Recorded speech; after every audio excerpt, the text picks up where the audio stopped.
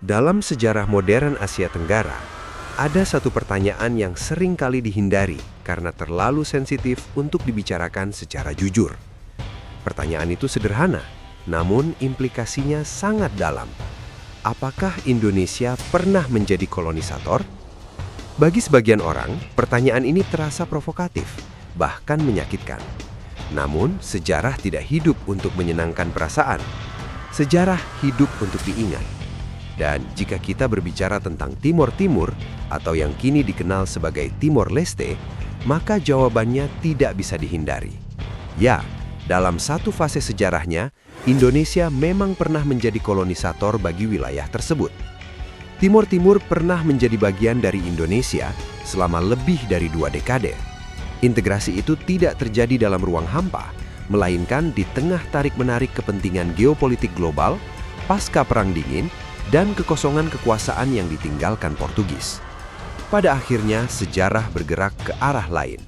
Melalui referendum tahun 1999 dan proses panjang yang penuh luka, Timor Timur resmi berdiri sebagai negara merdeka dengan nama Timor Leste. Sebuah negara baru lahir di Asia Tenggara, membawa harapan besar, kebanggaan nasional, dan mimpi tentang masa depan yang cerah. Beberapa tahun setelah kemerdekaan, dunia dikejutkan oleh sebuah pernyataan ambisius dari Presiden Timor Leste pada tahun 2007. Dengan penuh keyakinan, ia menyatakan bahwa Timor Leste akan menjadi Dubai berikutnya. Sebuah pernyataan yang terdengar nyaris mustahil jika melihat kondisi negara yang baru saja keluar dari konflik, infrastruktur yang hancur, dan kapasitas institusi yang masih rapuh. Namun, pernyataan itu bukan tanpa dasar. Pada saat itu, Timor Leste memang memiliki satu kartu truf yang sangat kuat, kekayaan sumber daya alam. Di bawah laut yang mengelilingi negeri kecil ini, tersimpan cadangan gas alam sekitar 5,1 triliun kaki kubik dan cadangan minyak sekitar 226 barel kondensat. Angka-angka ini sangat besar jika dibandingkan dengan jumlah penduduk Timor Leste yang hanya sekitar 1,4 juta jiwa. Dalam logika ekonomi sumber daya, kombinasi antara cadangan energi besar dan populasi kecil seharusnya menjadi jalan pintas menuju kemakmuran. Qatar dan Uni Emirat Arab sering dijadikan contoh. Negara-negara yang mengubah pasir dan gas menjadi kota futuristik, bandara raksasa, dan standar hidup kelas dunia. Mimpi pun dibangun.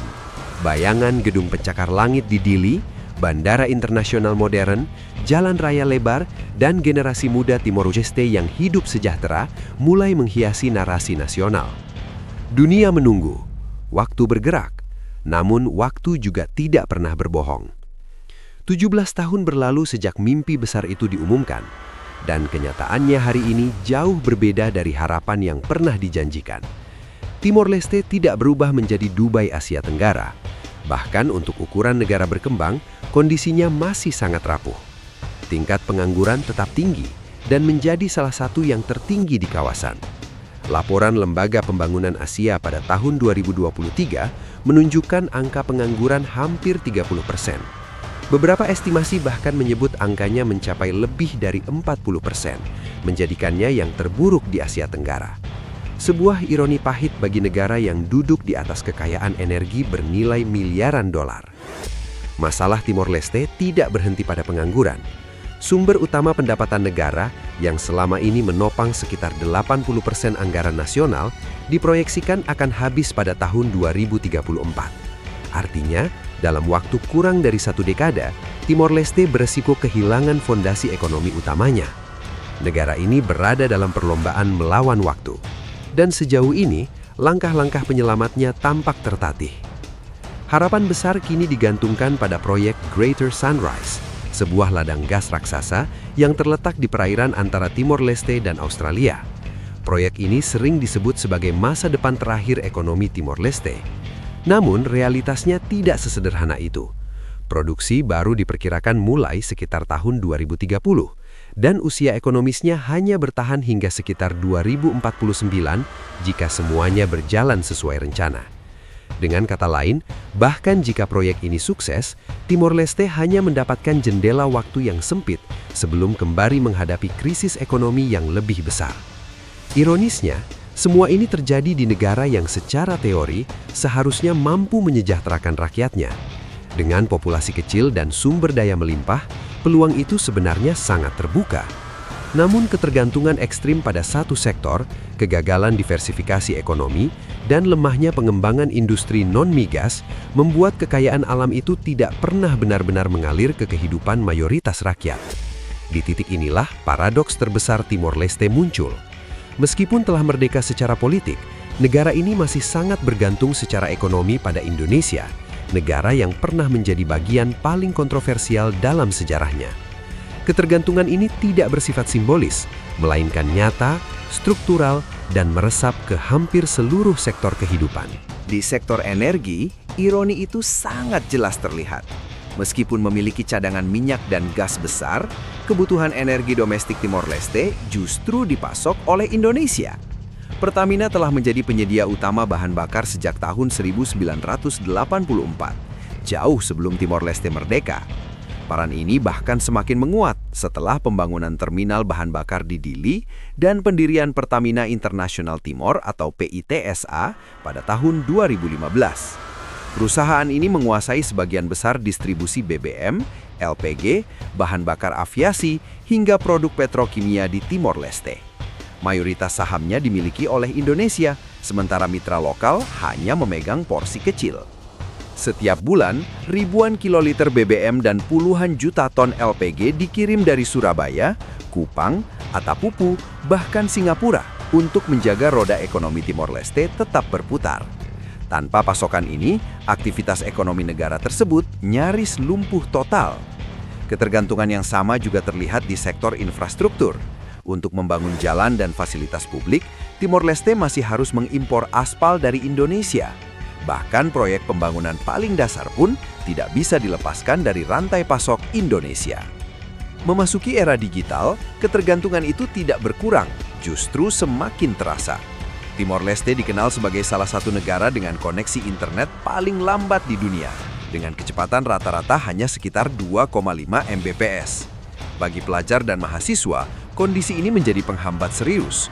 Banyak dari mereka memilih menyeberang ke wilayah perbatasan Indonesia hanya untuk mengakses internet yang layak, mengerjakan tugas sekolah, atau mengikuti kelas daring. Di sisi lain perbatasan, wilayah Indonesia justru menyediakan internet gratis, komputer publik, dan fasilitas literasi digital.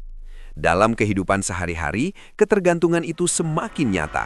Sekitar 80% kebutuhan pokok Timor Leste dipasok dari Indonesia. Makanan, minuman, produk rumah tangga, hingga barang-barang paling sederhana seperti sabun dan deterjen didominasi oleh merek Indonesia. Rak-rak toko di Dili penuh dengan label berbahasa Indonesia. Tanpa aliran barang ini, siklus hidup masyarakat Timor Leste akan terganggu secara serius. Di sektor pendidikan pun, meskipun bahasa Portugis menjadi bahasa resmi, realitas kawasan membuat Indonesia tetap menjadi tujuan utama. Universitas berkualitas di Timor Leste masih sangat terbatas. Akibatnya, sebagian besar elit birokrasi dan aparatur negara Timor Leste merupakan lulusan universitas di Indonesia.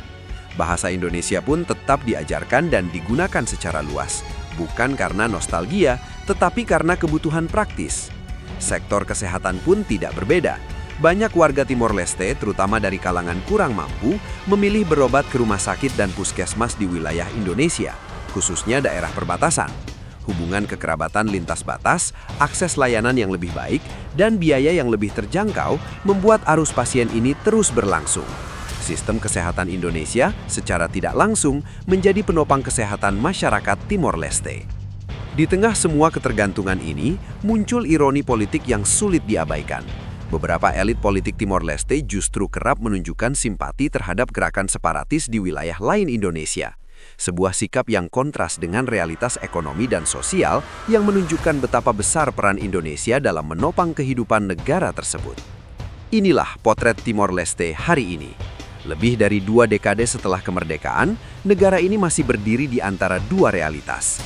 Merdeka secara politik, tetapi belum sepenuhnya berdikari secara ekonomi. Pertanyaannya kini bukan lagi tentang masa lalu, melainkan tentang masa depan. Apakah Timor Leste mampu keluar dari bayang-bayang ketergantungan ini dan membangun fondasi ekonomi yang benar-benar mandiri? Ataukah negara ini akan terus hidup di bawah cahaya Indonesia sebagai penyangga tak terlihat yang menopang hampir seluruh sendi kehidupan? Jawabannya tidak hitam putih. Namun satu hal pasti, kemerdekaan sejati bukan hanya soal bendera dan kedaulatan, melainkan tentang kemampuan sebuah bangsa untuk berdiri di atas kakinya sendiri. Dan di titik inilah, Timor Leste masih berada dalam perjalanan panjang yang belum selesai.